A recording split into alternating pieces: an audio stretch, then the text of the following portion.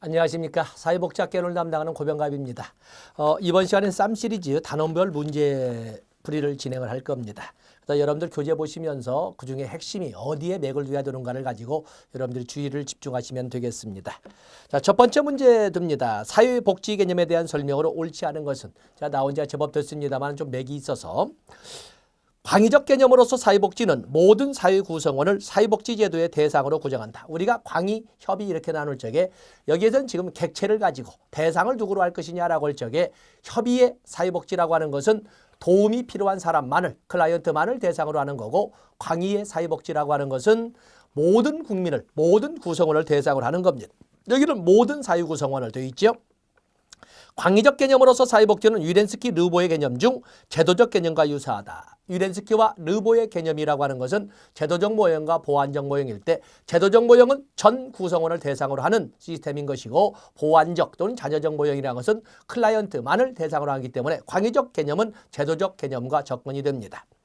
한정적 개념으로서는 우리가 사회복지 교재를 진행을 하면서 한정적이라는 용어는 노마니신이 제시하는 것인데, 노마니신은 사회복지의 개념을 한정적으로는 적극적으로는 이렇게 구별을 하되 범위를 어디로 할 것이냐를 가지고 설명을 했거든요. 그래서 노마니신의 한정적으로는 할 때 범위는 도움이 필요한 요보호자의 욕구 충족을 가지고 설명한 것이고, 적극적으로는 설명할 적에는 모든 국민들이 가져야 될 보편적 욕구 충족을 위한 사회적 노력이라고 해서 광의의 개념으로 설명을 했습니다.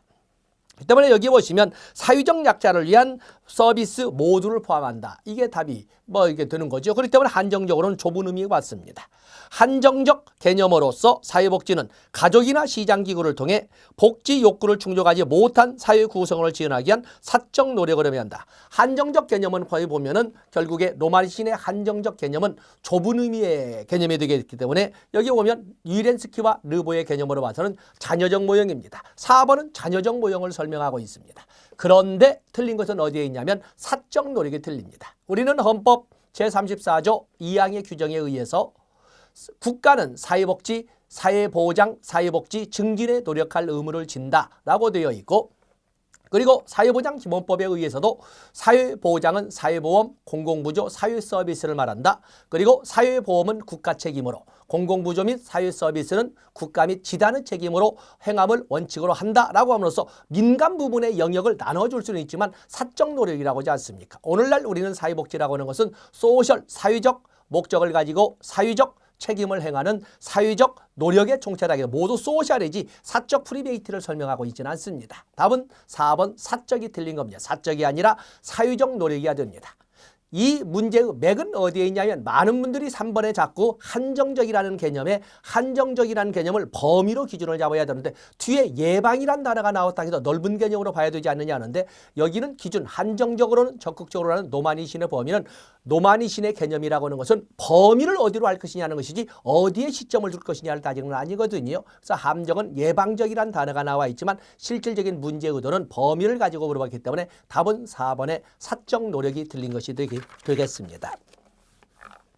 자, 페이지 넘어가 보시면 거기 처음이기 때문에 좀 자세히 풀어보겠습니다. 사회복지 개념 정의에 대한 설명으로 옳지 않은 것은, 사회복지를 저소득층, 장애인, 노인 등 특수계층의 욕구에 충족시키는 정책 등으로 이해하는 것은 협의의 개념 정의이다. 그렇죠? 협의라고 하는 거, 사회복지를 좁은 의미로 도움이 필요한 사람만의 욕구 충족을 위한 이 접근으로 설명한다면 좁은 의미로 설명할 수가 있습니다.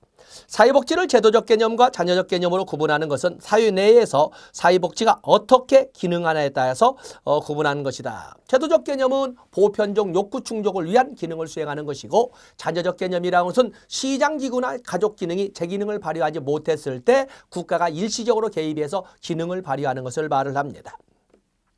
사회복지를 사회문제의 치료와 예방, 인적 자원의 개별, 인간 생활의 향상에 관련된 일체의 시착과 과정뿐만 아니라 사회제도를 강화하거나 개선하려는 노력을 포함한 것으로 보는 것은 광의의 개념 정의이다. 사회의 모든 문제, 시점으로도 거의 과거의 문제를 해결하는 치료, 미래를 위하여 역기능을 예방하는 사전적 접근, 또는 인적 자원의 개발, 인간 생활의 향상 등 모든 시책 과정의 개념만 접근하는 것은 광의의 개념 정의가 되겠습니다.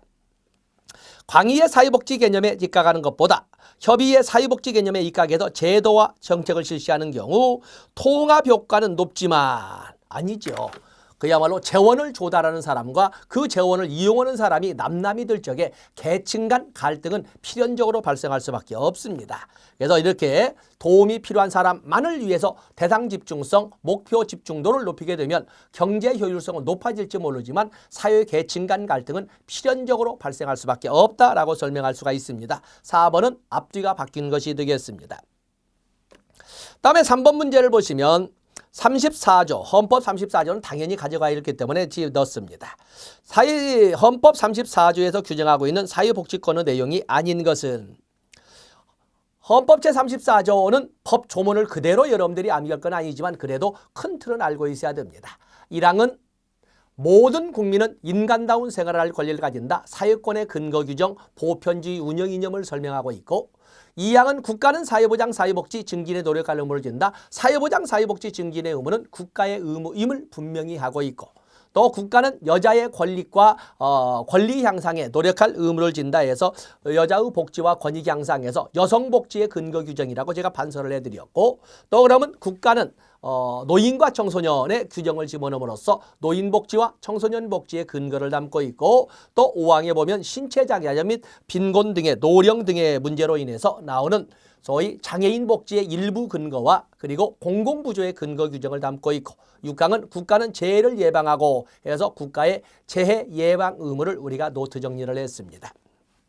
그 내용을 가지고 접근해 보시면 국가는 사회보장, 사회복지 증진에 노력할 의무를 진다. 34조 2항 모든 국민은 인간으로서 존엄과 가치를 가지며 행복을 추구할 권리를 가진다. 이것은 헌법 제10조 포괄적 조항이 되기 때문에 이건 34조와 관련이 없고 국가는 여자의 복지와 권익의 향상을 위하여 국가는 재해를 예방하고 답은 2번. 어쨌든 기계적으로 여러분들은 헌법 제34조 가져가야 되고 만약에 여러분들이 사유를 선택하고 있다면 헌법 제10조는 뭐 필연적으로 가져가야 할 내용이기 때문에 뭐 복받은 선택이라고 할 수 있겠습니다만 답은 2번이 되겠습니다. 다음에 4번 문제는 사회보장기본법, 사회보장에서 종로로 나오는 것이 되겠습니다만 사회보장기본법의 내용이 아닌 것은 사회보장은 자립을 지원하며 사회참여, 자신에 필요한 제도와 여건을 조성하여 사회통합과 행복한 복지사회를 실현하는 것을 기본 이념으로 한다. 사회보장의 기본 이념이 나와 있습니다. 사회보장의 자립지원 그리고 필요한 제도와 여건 조성을 통해서 자립지원과 제도와 여건 조성을 통해서 사회통합 또 그런가 하면 행복한 복지사회를 실현하는 것을 기본 이념으로 한 것은 사회보장의 이념이 되겠습니다. 사회보장에 관한 다른 법률을 제정 또는 개정할 때는 사회보장기본법에 부합하도록 해야 된다. 이것은 사회보장 관련에 있어서 사회보장기본법이 최상위법, 상위법 우선 적용의 원칙에 있어서 바로 이 상위법에 지위에 있다는 것을 말씀드리고 있습니다. 사회보장이란 사회보험, 공공부조, 사회서비스를 말합니다. 벌써 이 아래에 있는 3번 같은 건 언제 문제입니까? 4, 5년 전의 문제이기 때문에 이건 답은 3번이 틀린 거지요. 다음에 사회보장급여 수준은 최저보장 수준과 최저임금을 최저생계비란 말로 하면 안 됩니다. 최저보장 수준과 최저임금을 참작하여 결정하여야 한다. 최저생계비란 말 나오면 안 됩니다. 최저보장 수준과 최저임금을 참작하여. 좋습니다. 페이지 넘어가십니다. 다음에 거기 보면 5번 문제와 6번 문제가 있는데 이건 문제가 어려워도 출제를 한 것이 아니라 어떤 문제든 간에 출제가 되는 것은 20%는 긴장을 풀 수 있도록 긴장을 이완시키는 문제가 나올 것이고 그리고 20%는 당락을 결정하는 문제가 나올 겁니다. 바로 여기 5번, 6번 문제는 긴장을 풀 수 있도록 보자면 그 수험생 등을 고려해서 내는 문제거든요. 근데 꼭 틀리면 여기서 틀려서 와요. 긴장을 하시라고. 오히려 긴장 풀는 문제에서 방심하지 마시라고. 노만이신이 주장한 사회복지 개념의 변화 중 틀린 것은 설사 노만이신이란 이름이 없어도 사회복지의 개념 변화에 대한 설명으로 틀린 것은 보완적에서 제도적으로 요보호자 중심에서 전국민 대상으로 이 말이죠. 민간 부문의 자발적 차원에서 공공 부문의 공익성 차원으로 사회적 차원으로 그리고 클라이언트마다 필요한 특수 서비스 제공에서 보편적 서비스 제공으로 개인 치료 문제에서 사회 개양 개선의 문제로 최저 충족에서 최적 충족으로 답은 3번이 바뀌어져 있죠. 어려운 내용은 아니지만 너무 쉽다 보니까 가볍게 대부분 분들이 눈으로 보고 넘어가는데 막상 시험장에 가면 이걸 가지고 시간을 낭비해서는 안 됩니다. 보통 사회복지학 개론은 아무리 길어도 12분 이내, 13분을 거쳐서는 안 되는데 12분 이내에 풀어야 됩니다. 보통 문제 한 문제를 가지고 모든 과목에 좀 혼동이 된다는 문제들이 2개 내지 3개가 나오는데 한 문제 고민하는데 3분 걸리거든요. 3문제가 생기게 되면 10분 사라져버립니다. 그러면 5과목에서 50분이 사라진다는 건데 50분 가지고 국어의 박스나 영어 박스를 풀어가는 데는 상당히 힘듭니다. 그렇기 때문에 이런 문제에서는 그야말로 10초 이내의 문제를 풀어가되 방심하지 않으려면 공부하실 적에 한 번쯤은 수작업을 해보셔야 됩니다. 부탁드리겠습니다. 다음에 6번 문제를 보시면 기능주의 관점에서는 사회제도 분화와 각 제도에 따른 주요 사회 기능을 연결시킨다. 그렇죠. 기능주의는 존재하고 있는 모든 구성 요소들은 자발적 합의에 의해 서로 할 일을 정하고 서로 도와가면서 상호 의존성 속에서 전체의 이익을 위하여 헌신한다라고 봅니다. 정치, 경제, 종교, 제도와 구분되는 사회복지의 1차적 기능은 이게 풀어준다는 것이 여러분들을 능멸하는 것이 되겠습니다만 우리가 길버트와 스펙트가 제시한 그 사회 제도와 기능, 보통 지역사회 복지로 나오는데 많은 제도가 있지만 그중에 특히 정치 제도는 주로 사회 통제의 기능을 하나의 규범에 일치하도록 하는 다소 강한 기능을, 종교 제도는 기독교나 이슬람권에서 사용되겠지만은 사회 통합의 기능을, 경제 제도는 생산 분배 소비와 같은 경제의 기능을, 가족 제도는 많은 기능을 하지만 그래도 사유와 기능에 우선 배정을 합니다. 그래서 사회복지는 상부상조나 서로 달라도 같이 사회연대의 기능을 주된 기능으로 한다라고 이렇게 설명을 하고 있습니다. 그래서 여기도 쉽지만 그래서 이렇게 읽어보지 않으면 또 넘어가시니까 한번 정독하시기 바라겠어요. 다음에 7번은 여러분들이 보시되 8번을 보시면 제도적 사회복지와 자녀적 사회복지에 대한 설명으로 옳지 않은 것은, 벌써 이 오늘날에는 이게 위덴스키와 르버 1970년대에 만들어진 이 모형에 사람 이름 쓰지 않을 정도가 됐습니다. 보편적, 벌써 40년, 50년이 다 되는 이론 아니겠습니까? 그렇기 때문에 그냥 요즘에는 위덴스키와 르브란 이름 쓰지도 않고 그냥 보통 쓰는데, 거기 보면 제도적 사회복지는 광의의 사회복지 또는 현대적 의미의 사회복지, 전 구성원을 대상으로 하는 보편적 욕구의 충족의 노력이라고 할 수 있는 그런 복지를 말합니다. 사회복지를 독자적인 사회기능과 역할을 하는 사회제도로 본다. 그렇죠? 옛날에는 사회복지라고 하는 것이 중앙행정관세의 부대적인 어떤 보조적 역할이나 하는 걸로 봤죠. 이제는 제1선의 기구로, 제1선의 제도로 독자적인 역할을 수행하는 걸로 설명을 합니다. 자녀적 사회복지, 이것은 협의회 또는 선별주의 운영 이념에 입각한 복지 운영을 말하는데 예의주의와 보수주의 이념에 바탕을 두고 있다. 그렇죠? 원칙적으로는 보수주의적 관점에서 자기 먹고 살 것은 자기가 알아서 해야 되지, 개인적 빈공간을 원칙으로 하지만 그러나 최선을 다하고도 풀리지 않는 사람은 예의적으로 국가가 일시적으로 개입해서 굶어 죽지는 않게 해주는 활동을 사회복지라고 한다 하기 때문에 예의주의, 보수주의에 기반을 둔다라는 표현을 쓰는 겁니다. 제도적 사회복지에서는 대상자에 대한 선별적 사후치, 이거 틀린 거죠. 제도적은 보편적 욕구 충족에 관련된 것이지 선별이라고 하는 것은 자녀적 모형이 되겠습니다. 자녀적 복지에서는 대상에 대한 스티그마가 나타나기 쉽다. 다 아시는 내용에 넘어갑니다. 다음에 거기 보시면 다시 위렌스키와 르보의 개념으로 9번 문제가 나와 있네요. 사회복지의 제도적 관점으로 옳은 것은 역시 넓은 의미, 현대적 의미, 보편주의, 운영 이념을 가지고 설명을 하고 있는데, 사회복지의 역할은 가족과 시장체제의 보완이다. 가족 기능이 시장 제도가 제 기능을 발휘하지 못할 때 제도적 대응성이나 기능적 보완성을 이끌어가는 것은 자녀적 모형이 됩니다. 빈곤 문제의 발생은 개인적 책임이다. 개인적 빈곤관도 역시 자녀적 모형인 것이고 대상은 요보호자 대상자마저 역시 자녀적. 답은 4번이죠.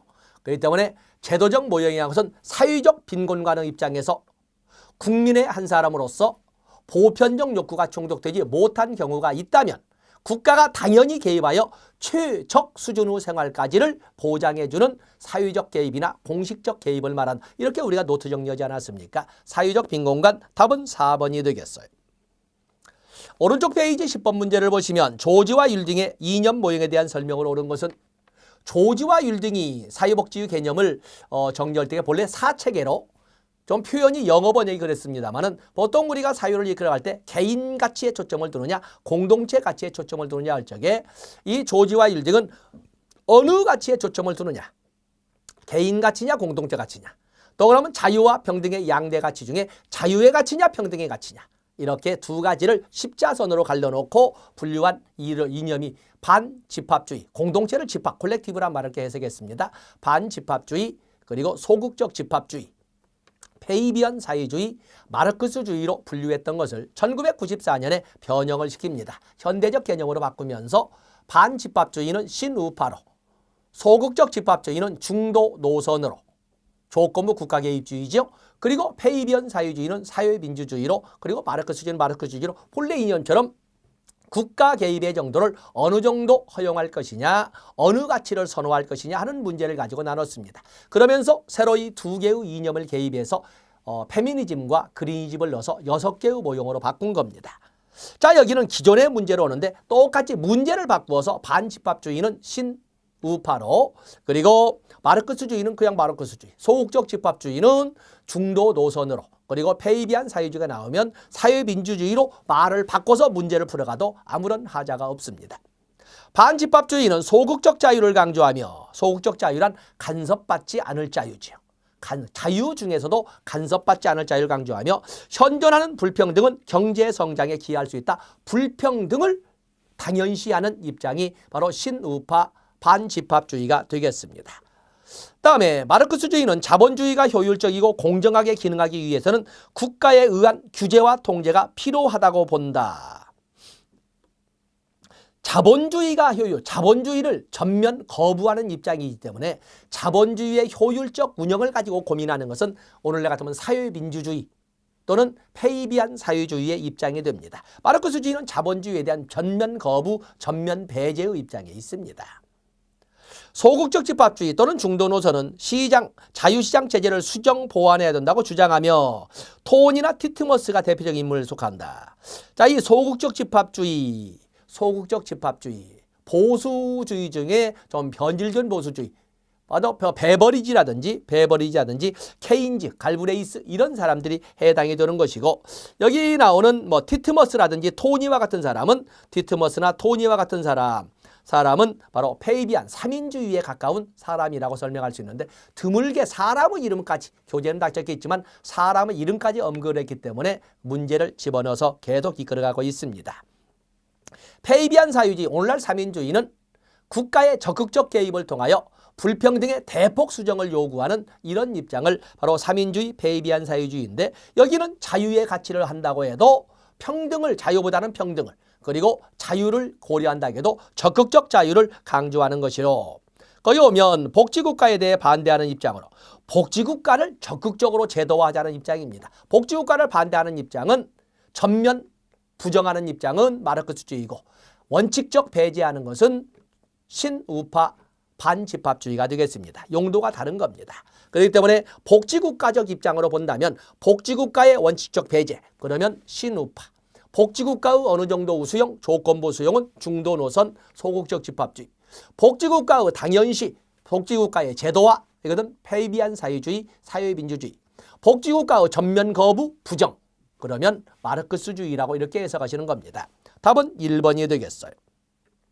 다음에 11번도 보겠습니다. 신우파에 대한 설명으로 옳지 않은 것은, 신우파, 국가 개입은, 신우파는 그야말로 자유, 그중에 소극적 자유를 당연시하고 평등은 배제하는, 불평등을 당연시하는 바로 그런 입장이 바로 여기 나오는 조지와 율딩의 신우파 반집합주의인데, 국가 개입은 경제적 비효율을 초래한다. 민영화를 통한 정부 역할을 축소해야 된다. 전통적 가치와 국가 권위 회복을 강조한다. 국가 무능력자에 대한 국가 책임을 배제한, 아니지요. 아무리 극렬한 신우파나 원리 원칙주의라 하더라도 노동 능력이 없는 사람에 대해서는 국가가 개입해 준다라는 것을 전제로 합니다. 전면 부정을 하는 거죠. 답은 4번이 함정을 봐서 들어왔네요.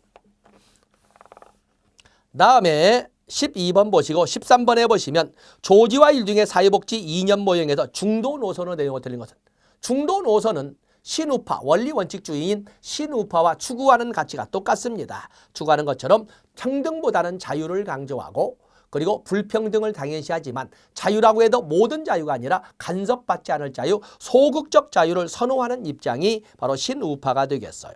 자유, 개인, 경쟁, 시장, 성장, 소유를 강조하는 것이 신우파, 시장맥, 어쩌면 자유방임주의적 성격에 최대한 가까운 입장이라 보시면 됩니다.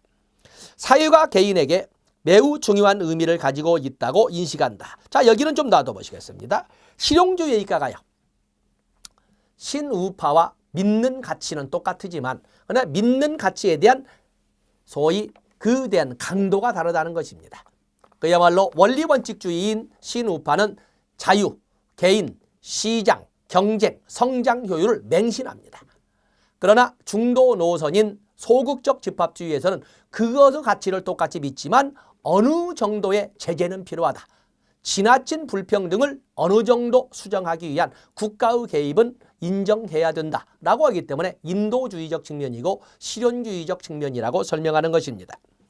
실용주의에 입각하며 신우파의 중심 가치를 절대적으로 믿지 않는다. 맞는 거지요. 다음에 자유시장의 조절 기능은 안정된 것으로 보며 시장이 더 많은 역할을 수행하다 본다. 시장이 시장적으로 자꾸 길어진 것은 신우파고 시장의 기능을 인정하지만 어느 정도의 국가 개입은 필요하다라고 하는 것은 4번. 바로 2번에 덧붙여도 답은 4번이 신우파에 대한 설명이 되겠습니다. 다음에 오른쪽 14번에 보시면 탈상품화에 대한 설명 중 옳은 것은 탈상품화 문제 나와 있습니다. 탈상품화는 에스핑 앤더슨의 복지국가 분류의 기준이 됩니다. 에스핑 앤더슨은 1990년에 복지국가의 분류 기준으로 탈상품화와 그리고 사유계층 분류를 가지고 설명을 했습니다. 탈상품화, 상품이라고 하는 것은 시장 메커니즘을 통해서 수요와 공급의 교차점에서 그 사유가 필요로 하는 가장 적절한 수요 공급량과 가장 적절한 가격을 결정해 준다는 것이 바로 이 상품이거든요. 그런데 복지라고 하는 것은 그를 필요로 하는 사람들이 수요지요. 그를 필요로 하는 사람들이 조달할 수 있는 가격은 아주 낮을 수밖에 없습니다. 그런데 그 복지라고 하는 것을 만들어내는 생산자의 입장에서 본다면 아무리 이득을 전면 배제하고 본전을 취한다 해도 어느 선까지는 비용이 들어야 물건을 만듭니다. 그런데 그걸 구입을 하고 싶고 구입을 해야 되는 이런 수요자의 입장에서는 그 가격을 조달하지 못합니다. 그렇기 때문에 그런 가격의 존재, 우리가 보신다면 이렇게 본다면 상품이라고 하는 것은 이 수요 공급량과 가격이 이렇게 이루어져야 되는데 이렇게 그래서 공급 곡선과 수요 곡선에서 가장 적절한 이런 가격과 가장 적절한 Q스타에서 수요 공급량이 이렇게 결정돼야 되는 거거든요. 그런데 우리가 볼 적에 복지라고 하는 것은 복지의 수요자는 복지의 수요량은 이만큼 P1밖에 재원을 조달하지 못합니다. 그에 비해서 복지를 공급하는 사람들은 공급은 할 수 있지만 가격을 P2 이하로는 만들어내지 못해요. 우리가 합리적 경제시장에서 손해보면서 이것은 논의의 대상이 안 되기 때문에 아무리 비용을 이득이 제로로 떨어진다 해도 이만큼을 비용을 들이지 않으면 물건을 만들지 못해요. 여기 나오는 이 가격의 간격을 두고 시장에서 거래될 수는 없는 겁니다. 바로 이 문제를 가지고 있는 복지라고 하는 것을 시장이 아니고서도 거래될 수 있는 정도, 거래하게 할 수 있는 정도를 탈상품화라고 하는데 바로 거기에는 국가 개입에 의해서 거의 보조금 지급이라든지 이런 것이 나와야 되는 거거든요. 그래서 탈상품화의 정도가 높으면 높을수록 복지 수준은 높다 해서 복지국가의 유형을 자유주의, 조합주의, 사회민주주의로 나눈 것을 말합니다.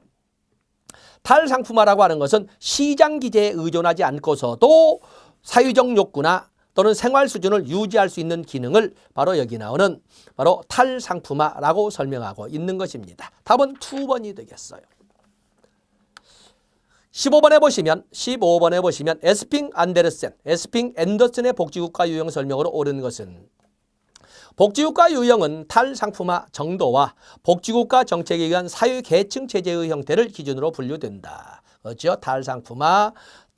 탈상품화의 정도와 그리고 복지국가의 정책에 의한 사회계층, 사회정책과 복지정책과 이 경제정책은 얼마나 통합되었느냐, 국가의 정책이 얼마나 조합주의적으로 운영되고 있느냐, 노동자 계층의 의회 정치 세력화는 어느 정도이냐, 이런 것을 따져보는 거거든요. 다음에 조합주의 복지국가는 보편주의와 평등을 추구한다는 다양한 복지를 제한다. 보편주의와 평등, 그러면 보편주의와 평등은 삼인주의가 되겠어요. 삼인주의. 자유주의 복지국가는 복지국가를 확대하여 복지의 재분배 기능이 강력한 제도를 실시한다. 복지국가를 확대하여 이것도 삼인주의가 되겠어요. 노동윤리가 강조되고 산업화 역할가 큰 국가를 의미한다. 노동 의미가 강조하고 산업화 의미. 자, 이것은 자유주의적 입장이라고 할 수가 있겠습니다. 그래서 설명으로 옳은 것은 답이 1번이 되겠어요. 밑에 애들 잘 붙여놨군요. 보시면 되겠습니다. 다음에 거기 16번도 같이 풀어보겠습니다. 첫날이니까. 에스핑 안데르센의 자유주의 복지국가는 우리가 생각할 때 소국국가 또는 자유방임국가적 성격으로 보시면서 모든 것은 시장을 통해서 거래돼야 된다. 자기 능력, 자기 노력으로 가치를 정해야 된다라고 하는 소위 상품화의 시대를 말합니다. 상품화의 시대. 그렇기 때문에 여기는 자기 능력, 자기 노력으로 수없이 많은 사회계층이 존재를 하고 탈상품화는 거의 존재하지 않는 겁니다. 그렇기 때문에 여기에서는 어떤 제도의 변화라고 하는 것을 인정하지 않는 극단적인 보수적인 이런 성향을 말합니다. 민간 복지를 보완하는 국가복지. 민간복지를 중심으로. 민간복지는 공공부조 프로그램을 선호한다는 거거든요. 그다음에 사회보험 프로그램은 보수주의라고 하는 조합주의 모형이 더 나오는 겁니다. 그렇기 때문에 자유주의는 공공부조, 조합주의는 사회보험, 그리고 사회민주주의는 사회수당에 가까운 이런 사회보장 정책을 이끌어가게 됩니다. 다음에 다차원적인 사회계층. 그렇죠? 다차원적인. 사회민주주의는 가능한 한 중산층이라고 하는 한 계층의 모든 구성원이 다 몰려 있으면 좋겠다라고 하는 것이고, 조합주의나 보수주의는 아무리 복지의 비용을 진작에 사회화시켰어도 젊어서 잘 사는 사람들이 나이가 들어도 잘 살 수밖에 없는, 많이 벌던 사람이 보험료도 많이 냈겠지만 나중에 나이 들어서 보험급여도 많이 타기 때문에 결국에 기존의 제도나 기존의 정책이 기존의 지위나 기존의 신분을 유지해 준다는 점에서 복지 제도로서 유형은 갖추고 있으나 한계는 있다라고 이렇게 설명하고 있습니다. 다음에 시장의 효율성 자유주의죠. 시장의 답은 틀린 것은 2번이 되겠습니다. 다음에 17번은 여러분들이 보시듯 페이지를 넘어가 보시면 사회복지의 보편성 또는 복지제도의 보편성을 말하고 있는 것은 이것은 사회민주주의나 페이비안 사회주의가 되겠습니다.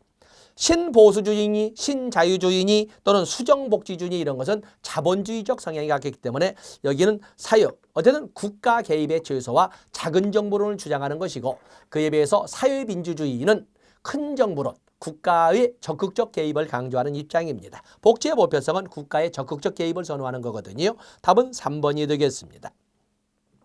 다음에 거기 보시면 19번 사회복지 사상에 대한 설명으로 옳지 않은 것은 신자유주의나 고전적 자유주의는 조지와 율딩의 개념으로 본다면 신우파적 입장이라고 보시면 됩니다. 자유를 선호하고 그리고 평등보다는 불평등을 당연시하고, 그리고 공동체 가치보다는 개인 가치를 선호하고, 그리고 가치 여러 가지는 더불어 개념보다는 경쟁의 구도를, 그리고 성장과 효율을 강조하는 것이 바로 이 신자유주의나 고전적 자유주의가 되겠습니다. 그래서 국가 복지에 대해서 부정적이다. 원칙적으로 부정적인데 좀 놔둬보시겠습니다. 케인즈주의는 복지국가의 기본 경제 이론은 국가의 적극적 개입을 설명하고 있는 겁니다. 다음에 사회민주주의는 복지의 탈상품화를 적극적으로 추구한다. 우리가 에스핑 앤더슨의 모형을 봐도 그렇고, 자유주의는 빈곤의 원인을, 자유주의는 자유방임주의나 소국가지 입장이기 때문에 개인적 빈곤관에 있습니다. 답은 4번이 되겠어요. 다음에 20번에 보시면 역사적으로 사회복지 실천에 영향을 미친 이념 중 다음에 설명하는 것은, 사회복지 실천에 미친 이념에는 사회진화론도 있고 또 인도주의도 있고 민주주의도 있고 개인주의도 있고 다원주의도 있고 많은 이념들이 있습니다. 부자는 그들이 우월해서 부유층으로 살아남는 것이고 빈곤한 사람은 그들이 게을러서 가난할 수밖에 없다. 적자 생존론의 입장에서 있는 것은 자선조직협회의 중심 이념으로 돌아갔던 사회진화론이 되겠습니다. 때문에 사회진화론 상류층의 자본가들이나 중산층 우회 방문원들의 살아가는 삶의 방식을 가르치되 이걸 도덕적 가마라고 했습니다. 그걸 가르치되 그걸 따르는 사람들은 가치로운 자라에서 자선의 대상으로 삼지만 그를 따르지 않는 자들에 대해서는 가치롭지 못한 자라고 해서 자선의 대상에서 제거해버리는 방식, 사회 통제적 관점에서 사회 진화론을 이끌어가게 되는데 자선조직협회가 되겠어. 여기는 사회 진화론으로 나와 있네요. 민주주의 이념이라고 하는 것은 뭐냐면 민주주의 이념이라고 하는 것은 사회복지 실천에서 종래에는 무조건 제공자와 수혜자 큰 은혜를 받는 사람의 입장이었지만 이제는 주는 제공자나 공급자의 입장만 고려할 것이 아니라 민주주의에서는 누구나 주체의 입장이 인정돼야 되기 때문에 혜택을 받는 사람에게도 주체성을 인정해야 된다. 주는 사람의 결정사항만으로 주고받는 관계, 제공자와 수혜자의 입장을 만들 것이 아니라 주는 사람의 고마움도 있지만 받는 사람의 결정권도 있어야 된다 해서 제공자와 이용자의 관계, 평등의 이념을 그래서 클라이언트의 자기 결정권을 확립시키게 되는 이념은 바로 민주주의 이념이 되겠고 평등의 이념을 자리 잡게 한 것이 민주주의 이념이 되겠습니다. 여기는 답은 3번이 되겠어요. 자, 이 시간은 여기까지 하고 다음 시간에 사회복지의 대상에서 사회적 욕구, 사회 문제에 대해서 시작하도록 하겠습니다. 고맙습니다.